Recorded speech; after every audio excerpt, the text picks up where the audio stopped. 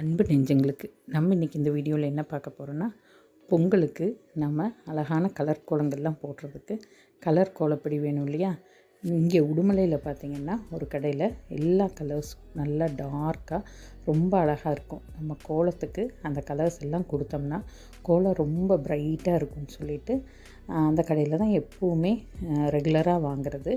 சரின்னு சொல்லிவிட்டு திங்கக்கிழமை கோலம் போடணும் அப்படிங்கிறதுனால ஞாயிற்றுக்கிழமை போகலான்னு சொல்லிட்டு கிளம்பி போனோம். கிளம்பி போகும்போதே பார்த்திங்கன்னா உடுமலை ஃபுல்லாக அப்படியே ரொம்ப ஜோராக, அதாவது அந்த திருவிழா கோலத்தில் ரோடெல்லாம் பார்த்திங்கன்னா அவ்வளோ ஒரு ஜனங்க, அவ்வளோ ஒரு சந்தோஷமாக எல்லாம் பர்ச்சேஸ் பண்ணிட்டு நிறைய திரும்புகிற பக்கமெல்லாம் அவ்வளோ ஒரு அழகாக இருந்தது.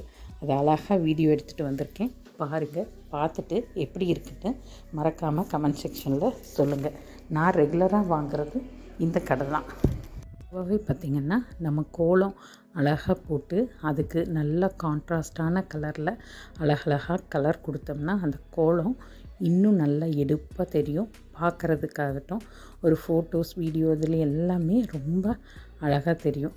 அதுக்காகத்தான் நான் பார்த்து இந்த கலர்ஸ் எல்லாம் செலக்ட் பண்ணி வாங்கினேன்.